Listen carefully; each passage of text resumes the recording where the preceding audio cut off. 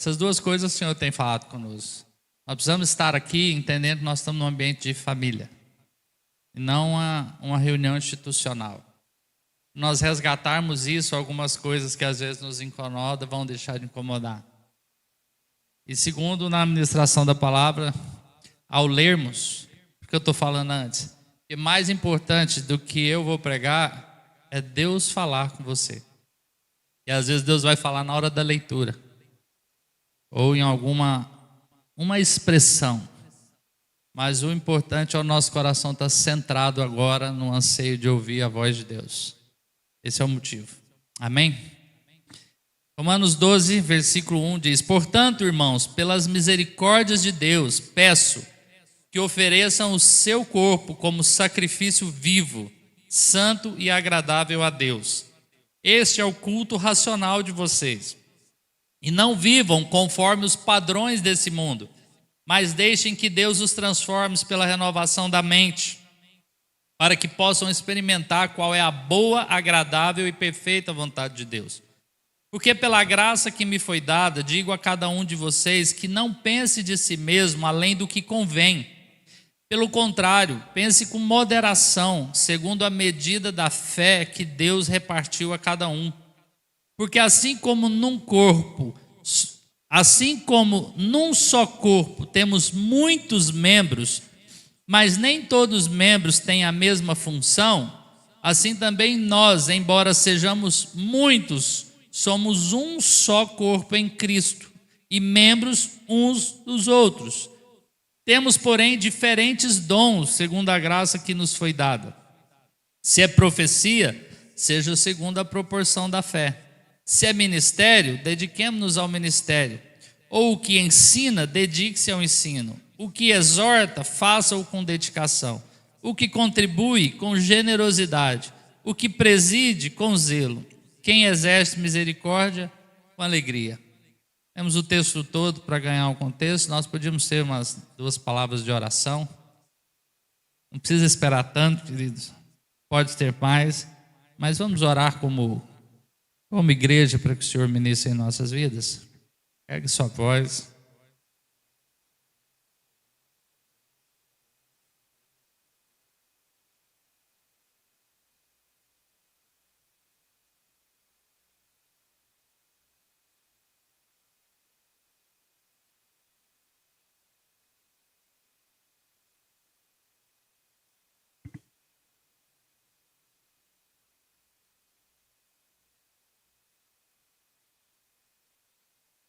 Mais alguém?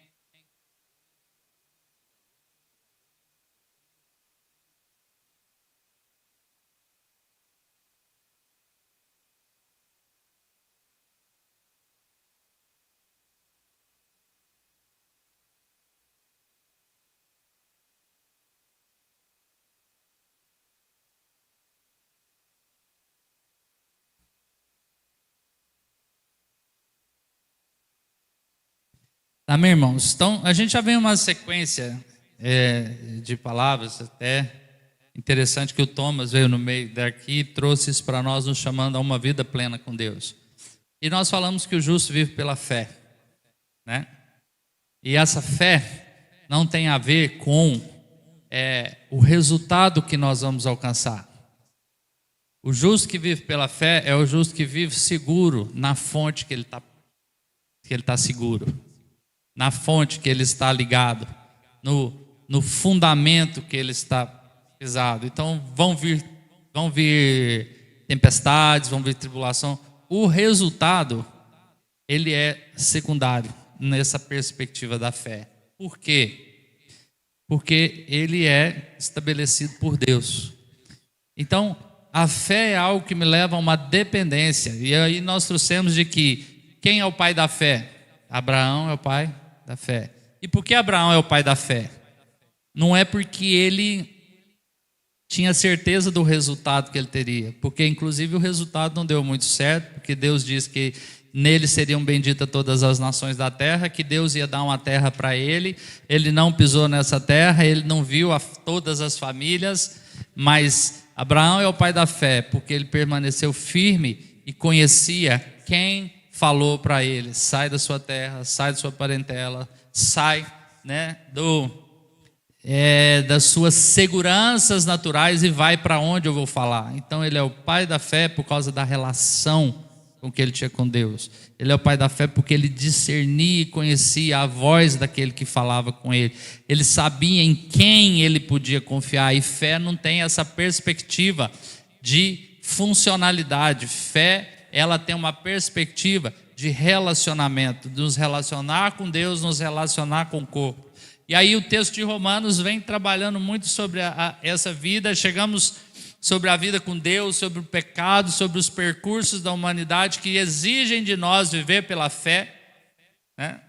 Então, igual a Beca testemunhou aqui sobre a fé, Deus abençoou dando 5 vezes mais, mas poderia não ter abençoado, mas a voz que falou com ela que é importante da nossa fé. É a segurança de que nós não somos órfãos, é a segurança de que nós não estamos só. É a segurança de que, quando a gente fala que o resultado é secundário, na realidade não é porque a gente não estou nem aí. Deixa eu corrigir isso aqui. O resultado é secundário porque eu tenho segurança de quem definiu o resultado é bom. Deus é bom. As circunstâncias podem vir desagradáveis, mas Deus continua bom. E aí nós chegamos no capítulo 12 e diz: portanto, pela misericórdia de Deus, rogo que ofereça o vosso corpo como sacrifício vivo, santo e agradável a Deus, para que nós possamos ter a nossa mente transformada, para que possamos experimentar a boa, agradável e perfeita vontade de Deus. Só nos contextualizando o que nós viemos, que o foco de Deus, de vivermos pela fé, não é uma obrigação que você tem, mas é a perspectiva de nós vivermos a boa, agradável e perfeita vontade de Deus. E nós já preguei muitas vezes sobre esse texto para dizer: olha, você tem que ser transformado. Hoje eu quero te tirar dessa pressão, irmãos. Não tem. Você tem que mudar. Não tem. Quem te disse que você tem que mudar? A religião está tentando nos mudar, te encaixar num padrão uniforme.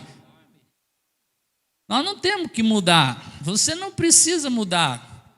Quer tirar dessa pressão de viver pressionado, de viver uma coisa que você nunca foi chamado para viver, ou ficar tentando compensar a culpa daquilo que você acha que deveria ser e não é. Estou conseguindo ser claro? Você precisa sair dessa pressão. Está ruim. Isso fica gerando o quê? Comparação, gerando ansiedade, gerando fábula, gerando uma espiritualidade pesada. Você não precisa mudar. Você pode continuar do jeito que você está e pode colher os frutos que você está colhendo e pode viver a vida que você está vivendo e ninguém pode te obrigar a mudar. Mas se você quer experimentar uma vontade perfeita, uma boa, agradável e perfeita vontade que vai te dar valores eternos, você precisa ser transformado e não mudar. A religião está nos pressionando a mudar de comportamento. Sabe o que acontece? Acontece o que tem acontecido nas nossas vidas. Muitas famílias, muitos de nós morrem de medo quando o filho chegar aos 18 anos, ele vai para a faculdade, ele vai se perder. Quantos irmãos têm perdido os filhos? E a maioria é a incoerência. É uma pessoa na igreja, em casa é outra pessoa. Um discurso religioso e um discurso nas outras áreas da vida. É uma perspectiva de fragmentação, de nós vivermos uma pressão, e o evangelho não é isso. Nós somos pressionados no mundo para cobrar de nós desempenho. Você tem que mudar porque você precisa ter um desempenho melhor, você precisa se comportar melhor, você precisa fazer isso melhor. E a gente sempre com aquele senso de que sempre está com dívidas, sempre angustiado pelo que falta e nunca grato pelo que Deus já deu. sempre angustiado no defeito e nunca frutificando no dom que já está limpo. Amém, queridos? Estou conseguindo alcançar vocês? Então, Deus não está chamando para você fazer isso. Por isso que a Bíblia começa de que o Evangelho é poder de Deus. Para quê? Para salvação de todo aquele que crê.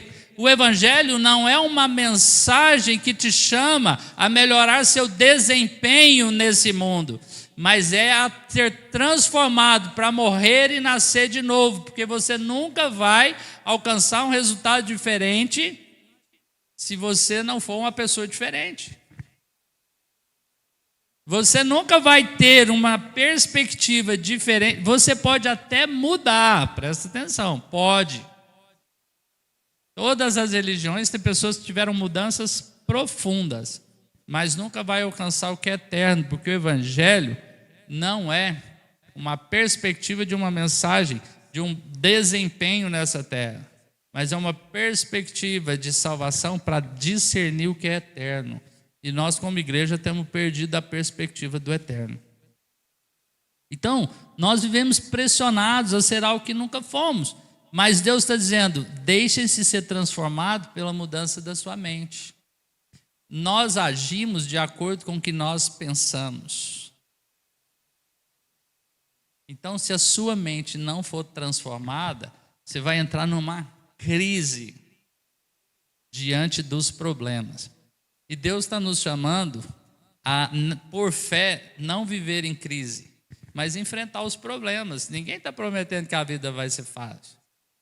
Mas não precisamos viver em crise.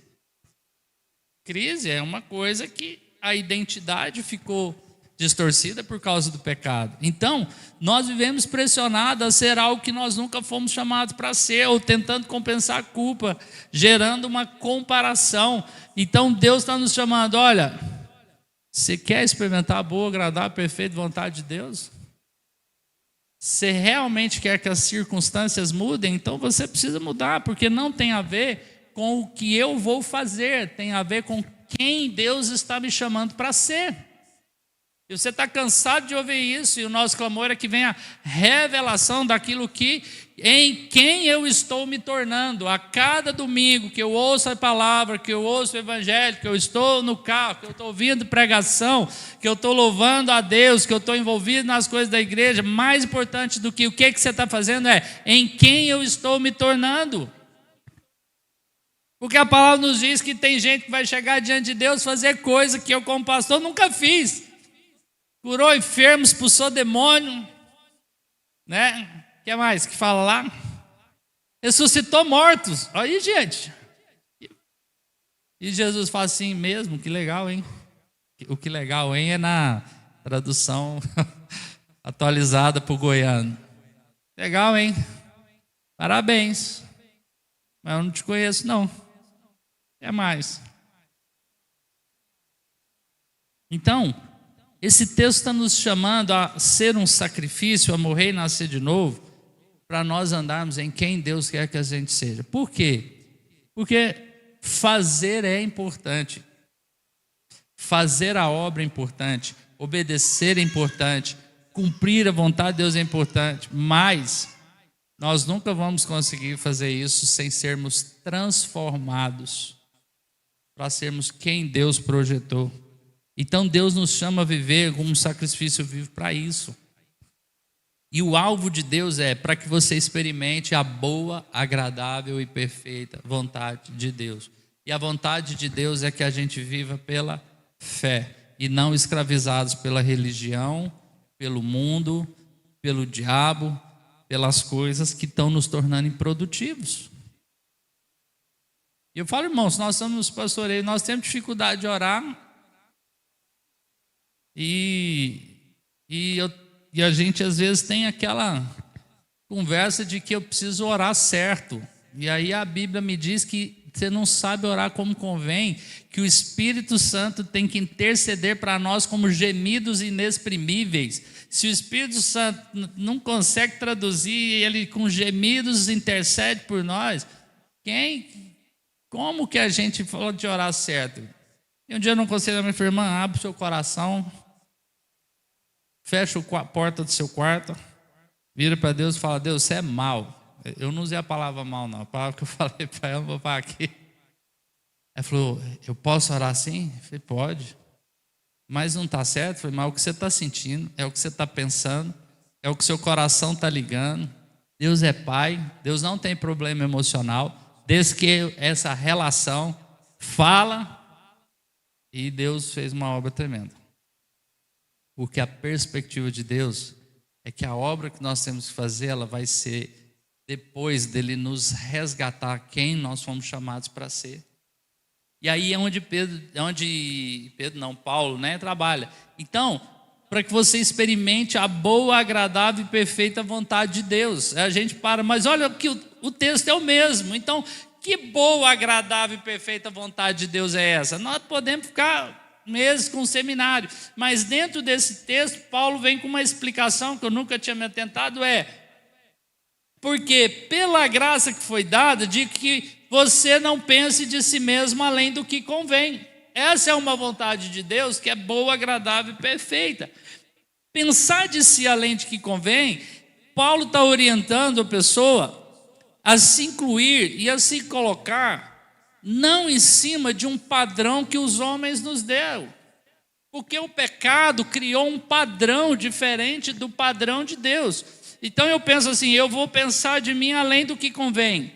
Pensar além do que convém, eu fui olhar mesmo para não manipular o texto, você achar que você é alguém mais importante do que você pensa, que você merece mais do que você merece, mas também pensar de si além do que convém, ser inferior ao que Deus te chamou para ser e ser aquele servo infiel que pega um talento em terra, porque aquela falsa humildade, aquela perspectiva de mentira.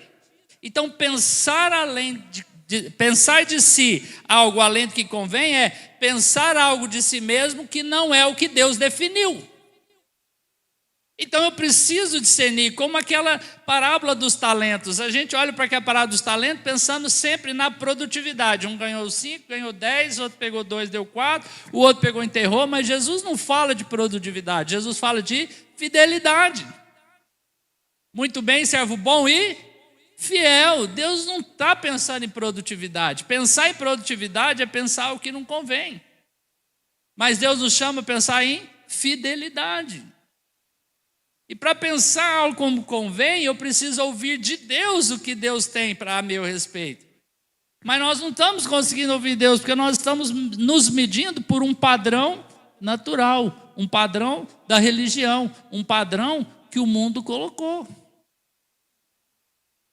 Irmãos, quando a Kelly decidiu ficar em casa para cuidar dos filhos e ser dona de casa, você não sabe a pressão que eu recebi, moço. Eu fui excomungado quase, que eu estava castrando a vida dela, destruindo o futuro dela. Eu falei, gente, vai lá, oferece emprego para a mulher, então eu vou gostar da ideia. E não é porque ela teve uma opção que Deus chamou ela que todo mundo vai ter que ser. Então é perspectiva de eu conhecer o que Deus está dizendo para mim e chamando para mim e falando para mim a meu respeito em quem eu devo ser. Mas a religião te obriga a pensar no que você tem que fazer e Deus vai falar o que você tem que fazer. Mas primeiro você tem que entender quem você é diante de Deus. E olha que eu estou com uma pregação aqui que eu estou embirrado com ela, essa palavra, propósito, conhecer a si mesmo. Esses negócios que a gente fica ouvindo demais, a gente vai arrepiando. Mas é o que a palavra diz, então não pense de você além do que você convém. Eu sou assim, sério? Já conferiu com o Senhor? Eu ajo assim. Então vamos ver se é assim que precisa ser? Pensar de si além do que convém é gente que usa do aspecto de ser sincero para ser grosso. Gente que fala, eu sou sincero para ferir os outros e descarregar neles as suas amarguras. Nós estamos doentes, queridos. Então, pensar de si mesmo é pensar corretamente, é enxergar na própria vida o que Deus pensa, o que Deus planejou, quem Deus te chamou para ser e depois o que Deus te chamou para fazer. E a prova de que a gente não está discernindo muito isso e pensando muito de nós o que não convém, é porque nós estamos estéreis, nós estamos infrutíferos, nós estamos numa crise em Deus com uma culpa de dívida, tá ou não está, queridos? A gente está sempre, pelo menos, se não está, nós temos que livrar dessa mania, que é sempre que nós vamos ou visitar o irmão ou dentro do pastoreamento, vem sempre uma desculpa com o peso de não fazer o que tinha que estar fazendo. Mas não vai acontecer porque eu preciso saber quem Deus está querendo que eu seja. Aí eu vou identificar meus dons. Aí eu vou andar naquilo que Deus tem. Pelo contrário, pense com moderação. Pense com sobriedade. Pense com discernimento. Pense com...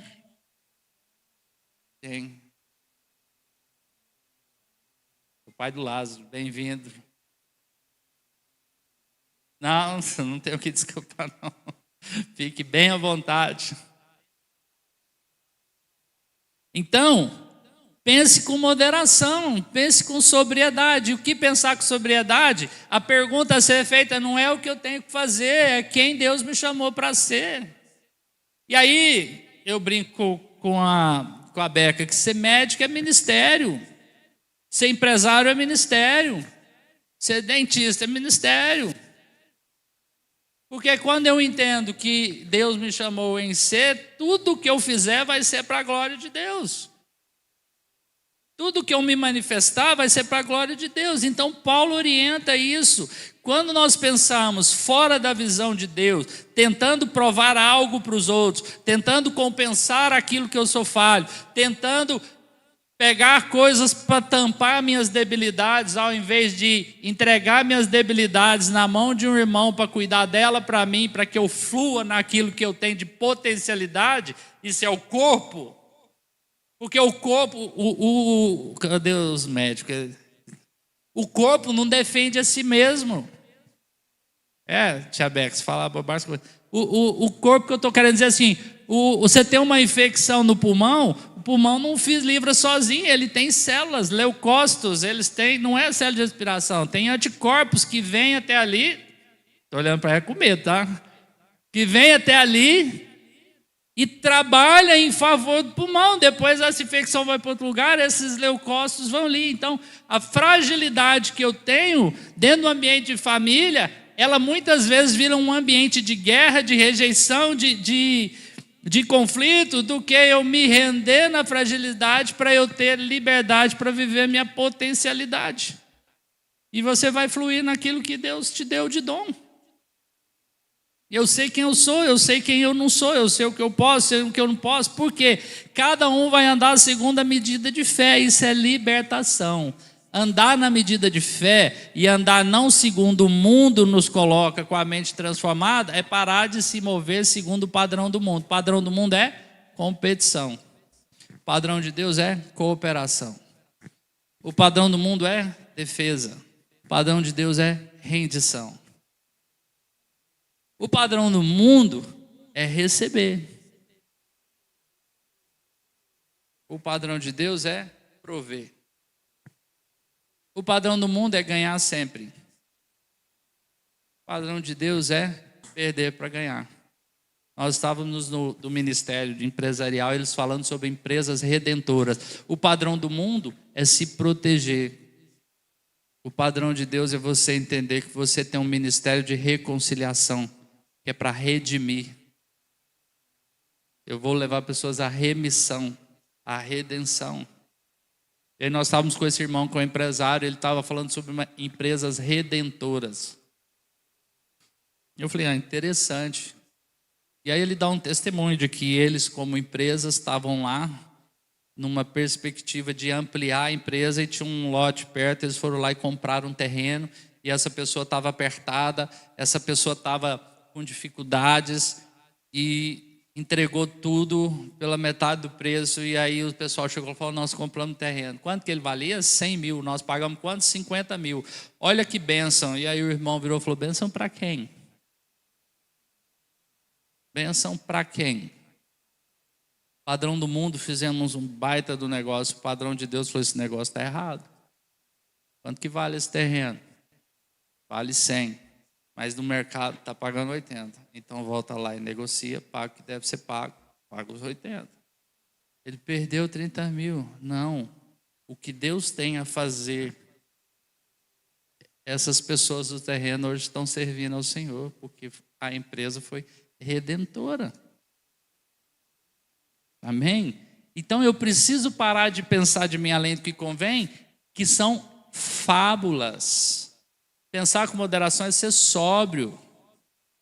Aqui em comunidade tem um monte de dons. Nem todo mundo vai pegar esse microfone e vai pregar, mas tem gente que serve ali naquela porta como ninguém. Olha que preciosidade aqui. Não, irmão, falou, desculpa, não atrapalhou não, dá útil chegar, conduzir, senta aqui. É um dom que uns têm, outros nem. Tem um que tem ali que ele dá um sorriso, dá um abraço. Né? A gente tem outros dons. Aquele dia você me queimou até aqui em cima. Eu capaz, eu não sou querido, é tudo, irmãos. O meu companheiro de ministério, ele calcula as linhas onde pôr a cadeira para ficar bom para você sentar. E a gente fica falando assim, mas é chato, não está te servindo com o melhor que tem, queridos. Para ficar agradável, olha o ambiente que nós temos. Aí, entre aspas, chatice do Carlos e correria, olha aqui o que foi promovido. Cada um nas suas coisas, não é chatice, é fazer o melhor. O padrão mundano está sempre batendo na crítica no que está errado. E nós precisamos o quê? Frutificar. Presta atenção, eu não estou dizendo que nós não vamos ser corrigidos, que nós não vamos tratar, eu estou dizendo que nós vamos focar, não pensar de mim, eu sei aquilo que o mundo definiu como padrão, e às vezes tem gente que ele é só diferente do padrão. Não são não, hein? É diferente do padrão. Mas todos temos o quê? A autoridade. Então, nós precisamos andar na medida de fé. Isso é libertador. Deus repartiu a cada filho seu uma medida de fé. E essa medida de fé nos tira da comparação, nos tira do padrão carnal, nos tira do padrão natural. Já pensou? Todo mundo é igual? Né? Todo mundo é igual? Não é todo mundo igual. Aqui eu louvo ao Senhor, nós temos um monte de gente que prega aqui. Glória a Deus. Né? Mas a Vandir tem uma palavra, o Ale prega de um jeito, o Carlos prega, eu prego. É uma riqueza. Mas quando nós pensamos na medida de fé, eu vou me atentar ao que cada um nas suas características Deus quer usar para me alimentar. O padrão do mundo, o padrão que me convém é, eu não gosto, não mereço, vou julgar, vou trabalhar. E quando eu amo, eu corrijo, eu vejo, eu ando. Então, viver dentro dessa medida nos tira da pressão de ter que acertar dentro da expectativa dos outros. Do padrão de ter que acertar para eu não ser engolido pelo outro. Porque do padrão de ter que me defender o tempo inteiro. Porque eu estou dentro de Deus. Viver dentro dessa medida de fé nos tira da culpa de não corresponder aos modelos pré-estabelecidos que são certos. Certo para quem? Certo para quem? Certo e errado é a árvore do conhecimento do bem e do mal. Nós temos que entrar num padrão onde traz vida ou morte. Deus nos chamou a comer da árvore da vida, e Adão saiu do jardim e foi para a morte. Ele não ficou entre certo e errado. Mas nós estamos entre muito mais profundo do que isso. Nós estamos naquilo que é eterno. Entrarmos na medida de fé que Deus nos deu, nos conecta com aquilo que é eterno e nos tira da pressão e do medo que o mundo está entrando num colapso, está entrando num colapso. Mas quando eu vou viver a medida de fé daquilo que Deus colocou, eu não é o que eu vou fazer para me proteger, é qual o meu papel nesse mundo do jeito que está, para glorificar a Deus, preparar o caminho do Senhor, porque Ele está voltando. E aí a gente fala, Jesus está voltando, alguns entram em desespero, mas era para a gente entrar em glória, mas Jesus não pode voltar hoje. Porque se Jesus voltar hoje, ele vai atrapalhar os planos de muito crente.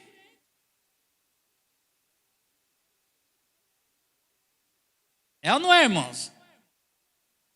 Então, Deus quer que a gente pare de pensar, nós nos deixemos a ser transformados para andar na medida de fé que Deus te deu. Vou usar o exemplo da Beca que estava aqui, Deus me deu uma palavra para ofertar e a gente sofreu e eu ofertei. E tem gente que às vezes recebeu uma vontade, às vezes, de ofertar, não teve aquela medida de fé, não ofertou. E aí nós precisamos descobrir essa medida. Então o problema não é se eu fiz ou se eu não fiz. Preciso tratar minha fé. E Deus, eu não consigo. E Deus conhece quem você é. A medida de fé vai me levar a discernir quais são as minhas características e quais são os meus defeitos. Quais são as áreas que eu preciso ser consertados. E a gente mistura. Porque o mundo se incomoda com a sua característica. É ou não é? Hoje a gente olha para a política, a gente olha para a música, não interessa o que é falado, o problema é quem fala, porque a característica nos incomoda, porque a gente está com o cérebro travado e às vezes a gente não está olhando, né, o conteúdo. E é isso que Satanás vai começar a usar. É isso que às vezes gera divisão na igreja. Sabia que o que gera divisão na igreja não é conteúdo, às vezes é característica? Porque o mundo faz isso. Não vou com a cara da pessoa. Aqui não acontece isso não, viu?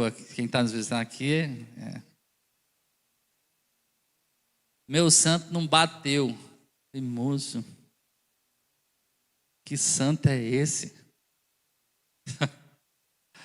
Do inferno, larga ele. Né?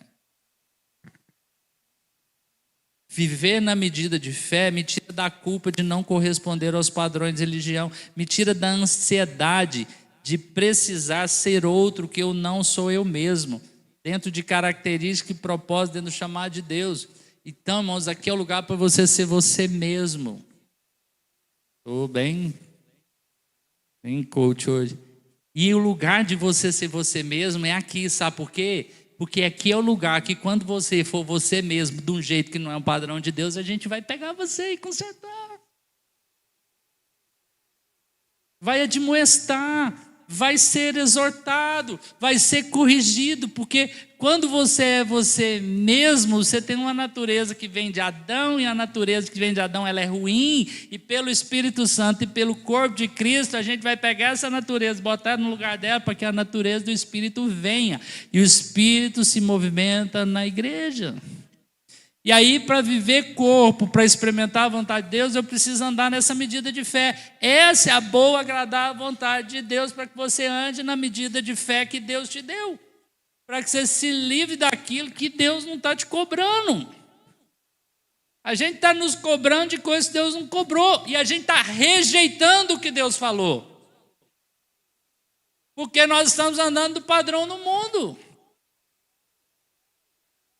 Aquilo que nós trouxemos, nós nunca tivemos tanto ensino sobre a família, sobre casamento, é ou não é?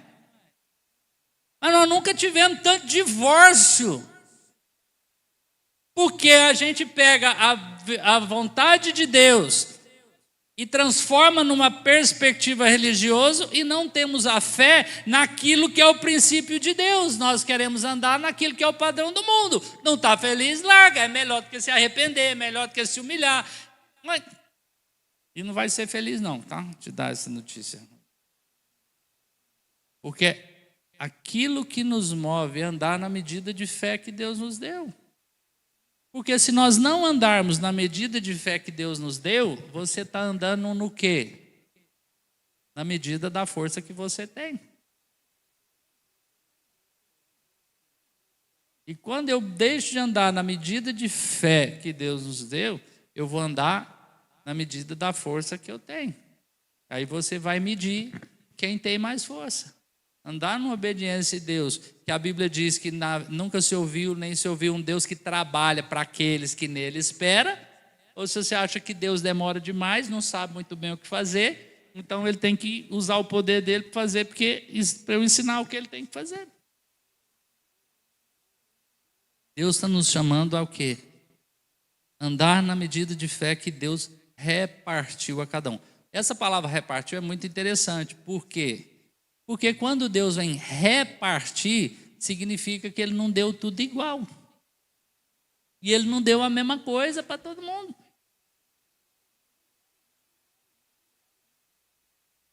Quando nós estamos trabalhando na ceia, o pão ele é partido. Quando Jesus fala assim, ó, esse é meu corpo que é dado por vós, fazer isso. Fazer o quê? Não é comer.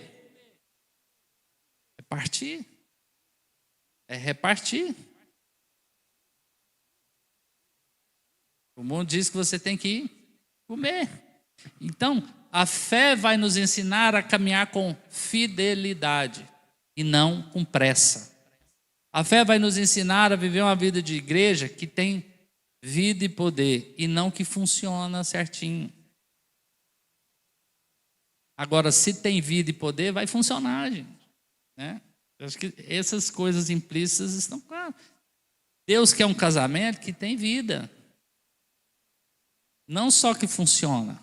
Um casamento vivo funciona. Mas tem casas que funcionam e não tem vida. Tem casais, vocês já viram casamentos que o casal é sócio, é tão perfeito, nunca brigou, né? A casa está linda, ninguém pode sentar no sofá, o homem cumpre o seu papel, ele paga as contas, ela faz isso, ele mexe nisso aqui, ele faz comida, os filhos crescem, faz 18 anos, casa, vai todo mundo embora e o casal separa. Porque a relação não foi criada. Porque a mente não foi transformada. Esses dias eu estava conversando com um irmão, ele falou assim, eu não estou entendendo, conversando com um casal, ele falou, não estou entendendo por que você está achando ruim que seus filhos foram embora, estão bem-sucedidos, e você se sente abandonado, que eles não te dão atenção. A irmã falou, mas o filho tem que honrar pai. Mas você não ensinou ele a fazer isso. Você ensinou que o importante da vida é ele crescer na vida, ganhar dinheiro, ir embora, conquistar o mundo. Está tudo certo. Tudo certo, entre aspas, na conversa, hein? Estou com medo desses cortes que tem aí na internet. Então, a medida de fé é andar naquilo que é vivo, naquilo que é eterno, com uma fidelidade que Deus nos deu na relação com Deus, e não com a pressa de que venha um resultado. O justo vive pela fé. Para a gente conseguir viver isso, nós precisamos de uma transformação profunda de mentalidade. E essa transformação é nada mais do que você precisa morrer e nascer de novo. E não é morrer o Walking Dead, ressuscitando o velho natureza, aparecendo de vez em quando. É morrer mesmo. Agora eu não quero te mostrar que Deus providencia todos os recursos quando eu tenho uma revelação e me entrego a essa verdade.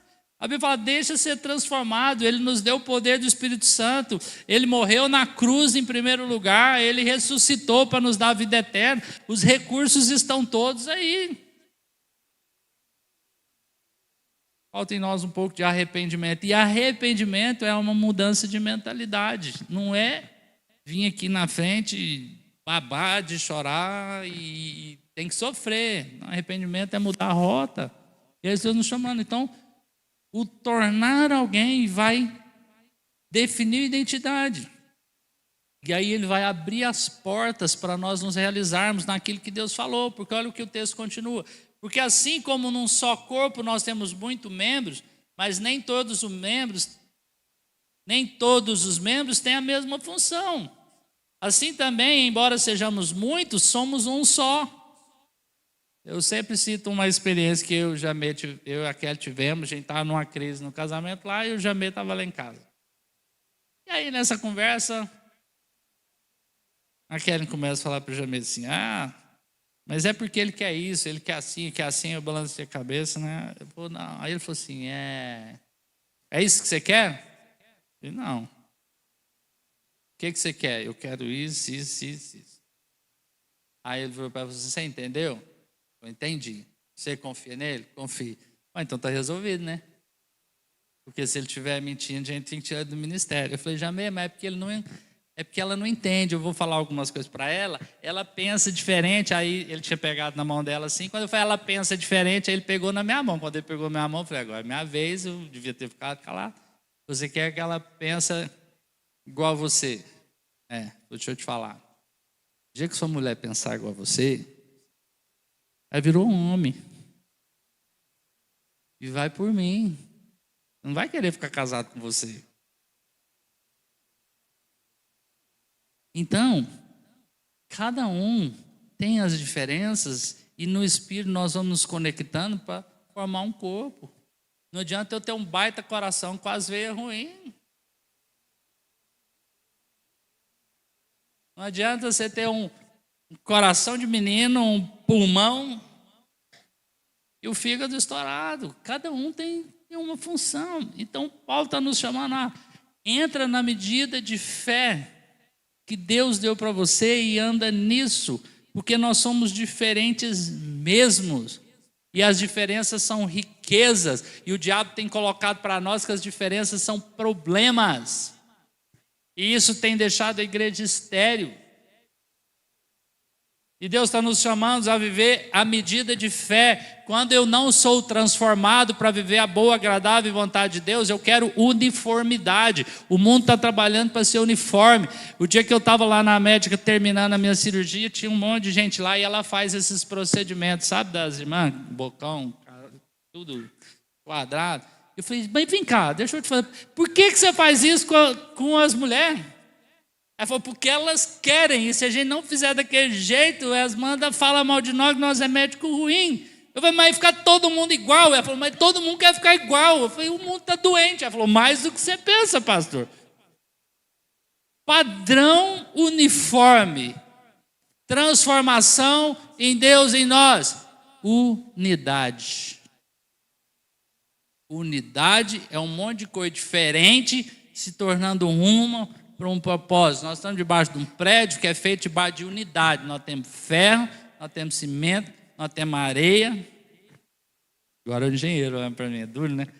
Nós temos areia, nós temos fundamento, nós temos parede, nós temos teto, cada um com o seu lugar, e isso é unidade. E essa unidade vira de uma forma que sustenta tudo. São diferentes. Vamos levantar uma parede só de areia. Resolve? Então põe só cimento, porque a gente pensa assim, não, areia não, né? Mas cimento é mais forte, então vamos para o cimento, porque o cimento é bom e a areia é ruim. Ruim. Cimento é bom, a areia é ruim. Uma coisa é boa, aquilo se torna uma verdade absoluta, e a outra é ruim. Um pastor é bom, o outro é ruim.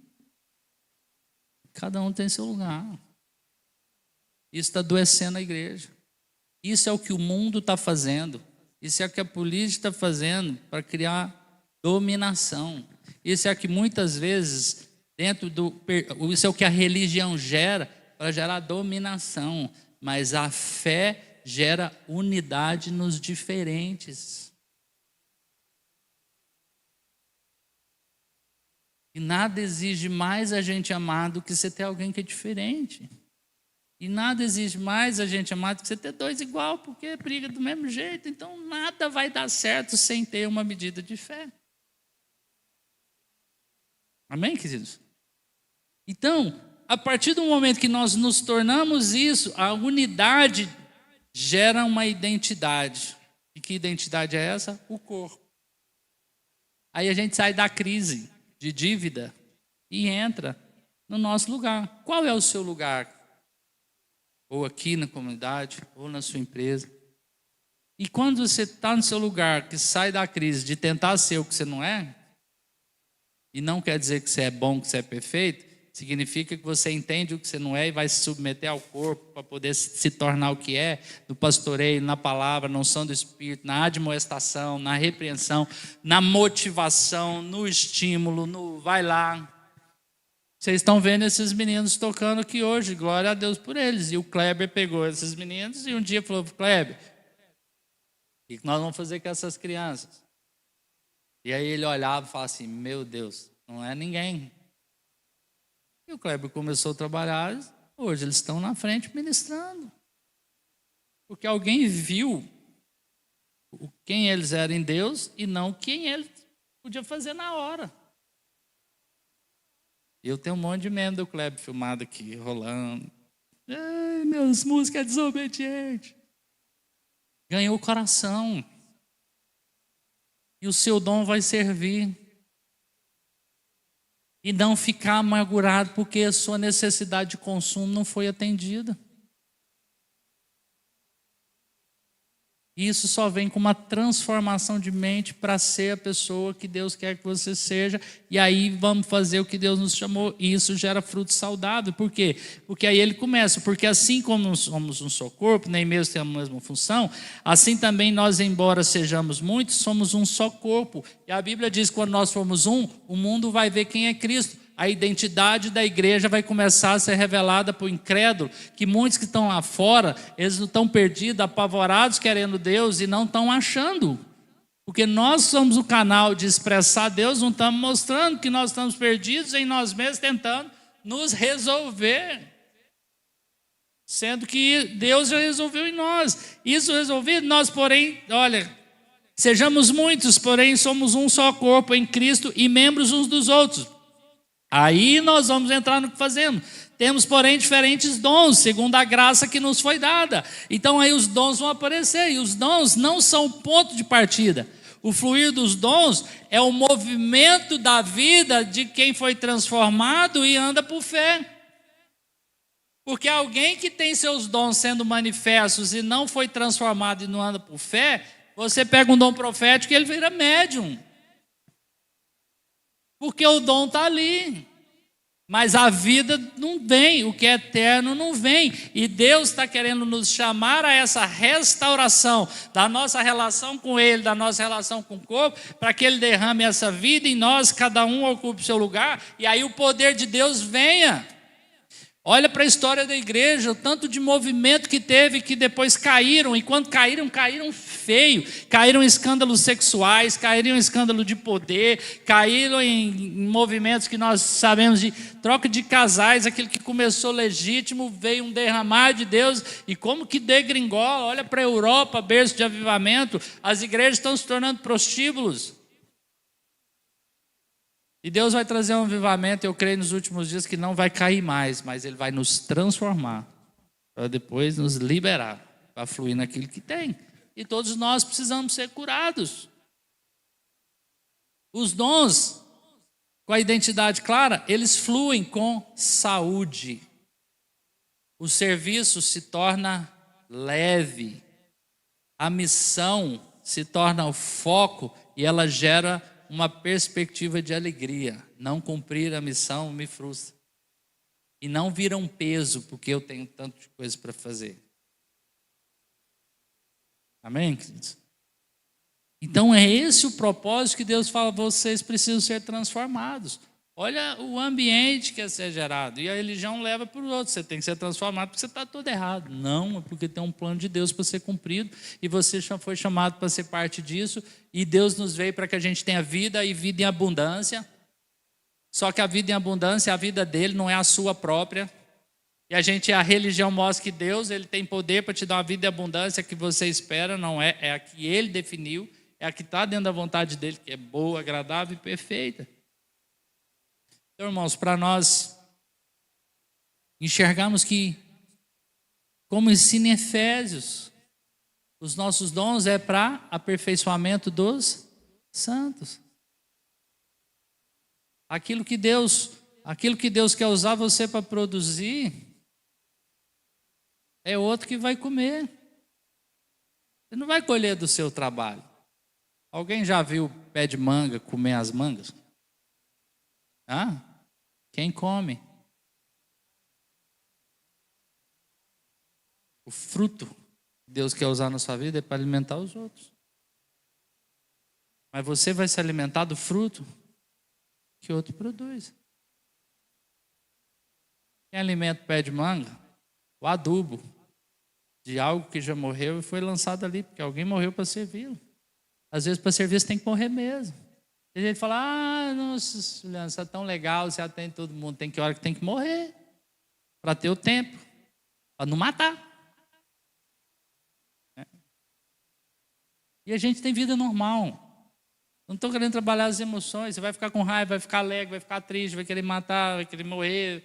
Mas a fé vai crescendo e a gente sai das crises para enfrentar os problemas. E a gente acha que crise, que problema é tudo a mesma coisa. E Deus quer saudável. E aí ele começa a trabalhar. Temos, porém, diferentes dons. Diferentes dons. Tem gente que não põe a mão nesse microfone que não. Mas quem vai lá para o fundo da cozinha lá para fazer comida lá como o Mike faz? Tudo isso é espiritual. Tudo isso está servindo. Tudo isso que Deus nos deu é para frutificar para Deus e sem essa crise de uma espiritualidade fantasiosa. Porque a mente transformada gera um estilo de vida transformado que vai te aumentando de fé em fé, progressivo, crescente. Então, irmãos, o Evangelho não começa exigindo que façamos algo para bom desempenho e para funcionar certo. O Evangelho começa nos chamando para sermos formados e para termos um resgate na nossa relação com Deus, para voltarmos a ser a imagem e semelhança de Deus. O Evangelho não é para que as coisas funcionem. O Evangelho é para nós nos reconciliarmos com Deus e voltarmos a ser a imagem e semelhança de Deus, para que, através de nós, Deus recupere o governo desse mundo. Às vezes a gente fala, nossa, esse mundo está uma bagunça, os LGBT estão tomando conta. Culpa nossa, que estamos entregando as coisas. Ou estamos querendo ir por meios errados. Nós não vamos vencer o inimigo com as armas do inimigo. Então nós vamos ter uma política cheia de crente no governo. Vai dar errado, porque está todo mundo se corrompendo. Porque o natural não consegue governar o espiritual. Então nós precisamos andar na medida de fé. Ele começa nos formando para ser quem Deus nos criou para ser. E você fala, eu sou legal. Não, não é. Você está deformado pelo pecado e precisa admitir isso. Para poder se submeter a um tratamento para ser restaurado a imagem de Deus. Antes de mudar o que fazemos, nós precisamos ser transformados em quem somos, e a partir dessa nova identidade, a vida vai fluir, o serviço vai fluir, os dons vão fluir, os frutos vão aparecer. Parece que é meio lógico. O que nos tornamos diante de Deus vai definir. O que eu e você nos tornamos diante de Deus, que é pegar todos os nossos conceitos, todas as armas de sobrevivência e deixarmos em Deus para sermos transformados, vai nos definir como nós vivemos a nossa fé, como nós exercemos os nossos dons, como nós servimos aos outros e como nós vamos frutificar. Eu tenho certeza que nós vamos começar a experimentar frutificação e vamos sair da esterilidade. Vamos sair da esterilidade. Eu tenho clamado que esse próximo ano nós vamos batizar muita gente. Nós não vamos ser só parte da escala de trocas de igreja. Almas precisam ser salvas. O reino de Deus precisa ser estabelecido. Cristo precisa ser visto. E não vai ficar sendo visto com a gente se escandalizando com as coisas do mundo, mas a gente obedecendo a palavra. Antes de mudar, nós precisamos nos tornar quem Deus chamou. Quando passamos a viver na perspectiva do eterno, minha conclusão aqui, quando nós passamos a viver na perspectiva do eterno, deixamos de nos medir pelo padrão dos outros, pelas nossas carências, e somos libertos das culpas de tentar compensar os fracassos, e passamos a viver na liberdade de ser usado pelo Espírito para Ele fazer o que Ele quer. Queridos, não é fantasia. Isso é real. Isso é possível. Isso é para nós. Isso é para agora. As palavras do Evangelho não é para quando você morrer, é para agora. Nós vamos passar períodos de dores, mas Deus está presente. E nessa fé firmada em Deus, a vida vem. As coisas se transformam. Tem muita coisa que a gente fala assim, não tem mais jeito. Não é que não tem jeito, é que a gente não acredita. E muita gente não acredita, não é porque não tem fé, é porque está cansado. O povo de Deus está cansado. Nós vamos caminhar com liberdade à medida da fé que recebemos, sem comparação, sem pressão. Por quê? Porque Deus não está nos